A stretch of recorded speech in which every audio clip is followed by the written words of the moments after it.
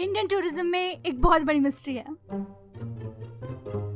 Don't get me wrong, हर साल सैकड़ों tourist आते हैं इंडिया में, दुनिया भर से इम्पोर्टेंट टूरिस्ट। टॉम क्रूज आया था gateway of India, princess Diana ने फोटो खिंचाई थी ताजमहल के सामने, और शिंजो आबे तो बनारस आके इंडियन ही बन गया था।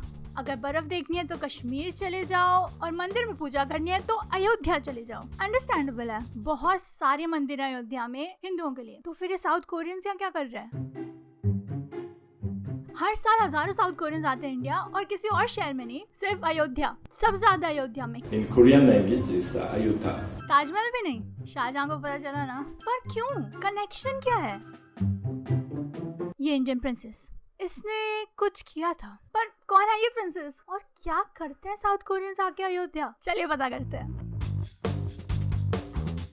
साल 2000 के मार्च महीने में एक बहुत ही आम सी खबर छपी थी अखबार में कि अयोध्या और गिम्हे को अब सिस्टर सिटीज बनाया जा रहा है। पहली नजर में तो बहुत आम सी लगती है खबर, ओके गुड बनाओ, पर थोड़ा सोचे तो अयोध्या और गिम्हे मतलब साउथ कोरिया, अयोध्या और साउथ कोरिया को सिस्टर सिटीज बनाया जा रहा है। सिस्टर सिटीज, एक सेकेंड, सिस्टर्स में कुछ तो कॉमन होता है, पर अयोध्या और साउथ कोरिया में क्या कॉमन है? नहीं, एक्चुअली है ये।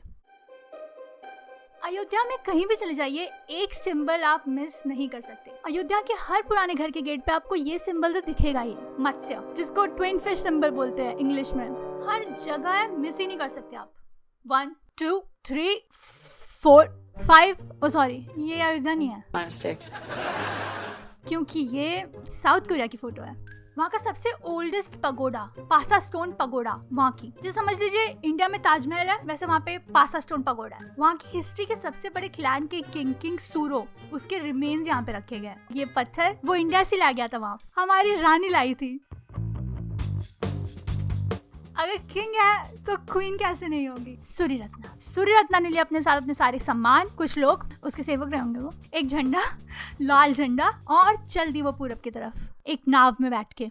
सब कुछ ठीक चल रहा था, पर रास्ते में अचानक एक तूफान आ गया ओशन में। ये सही नहीं था उसके प्लान के लिए, तो उसको वापस आना पड़ा अपने पापा के पास। पापा, आई नीड हेल्प। तो उसके पापा ने उसे बोला, ऐसा करो, मैं तुम्हें कुछ पत्थर दे रहा हूँ, ये पत्थर अपने साथ अपनी नाव में रखो और फिर तुम जाओ पूरब की तरफ, कोई तूफान तुम्हारा कुछ नहीं बिगाड़ पाएगा। तूफान की बस की नहीं है। तो उसने वही किया जो उसके पापा ने कहा था, और वो पहुंच गया अपने डेस्टिनेशन गिम्हे, साउथ कोरिया, क्योंकि उसके पापा ने उसे वहाँ भेजा था और ऑर्डर सिंपल था, सूर्य रत्ना, गिम्हे में तुम्हें एक किंग मिलेगा और वो अब तुम्हारा किंग बनने जा रहा है। यस, ये इंसिडेंट मेंशन है इस बुक में, सामगुक यूसा। साउथ कोरिया की एक बहुत हिस्टोरिक बुक है, जैसे हमारे यहाँ वेद होते हैं, ऋग्वेद, वैसे। पर इसका अभी के साउथ कोरिया जो इंडिया आते हैं उससे क्या लेना देना? एक्चुअली इस बुक में साउथ कोरिया की हिस्ट्री का पूरा रिकॉर्ड है, जिसके अकॉर्डिंग एक मिथ है, ऐसा माना जाता है साउथ कोरिया में कि अभी के साउथ कोरिया के प्रेजेंट डे के 5.4 मिलियन कोरियंस जो हैं वो डायरेक्ट डिसेंडेंट हैं इस किंग के, किंग सूरो के, जिससे सूर्य रत्ना ने शादी की थी उस किंग के। किम सरनेम था उस किंग का। इसीलिए अभी के साउथ कोरिया की इतनी पॉपुलेशन, इस ग्राफ में दिख रहा होगा आपको,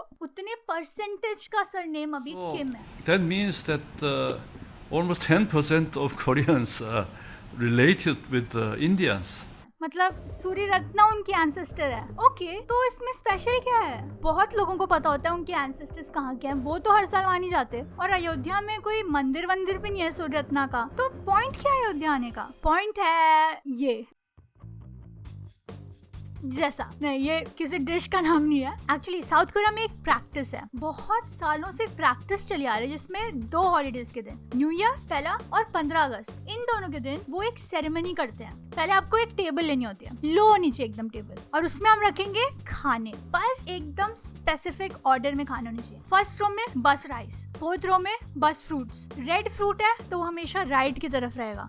It's best not to use ingredients that have strong scents, such as green onions or garlic. Otherwise, this could prevent the ghosts from coming.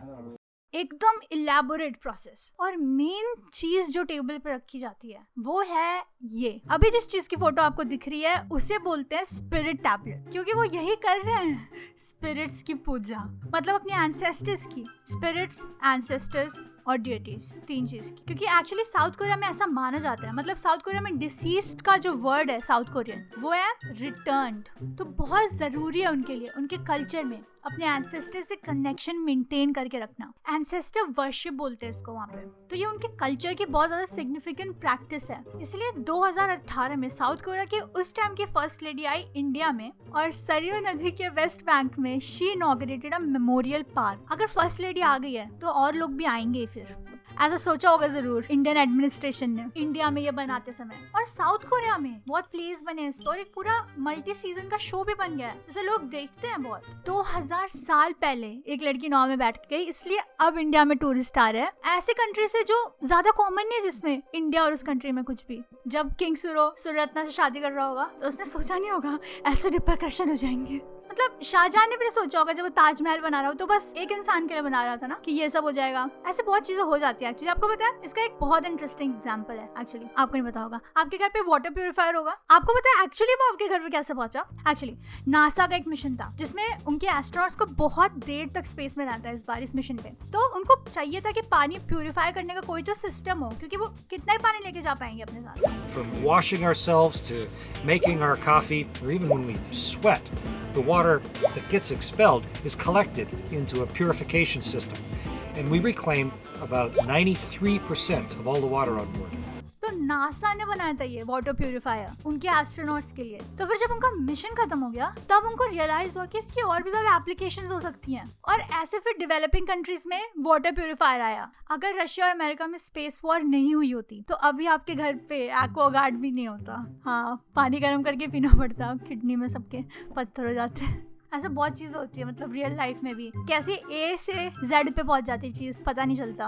आपके साथ भी हुआ होगा, हुआ है आपके साथ गाइस। ऑलराइट गाइस, तो ये थी मेरी आज की वीडियो। अगर आपको देखनी है मेरी कोई और भी वीडियो तो इधर क्लिक करिए। बाय।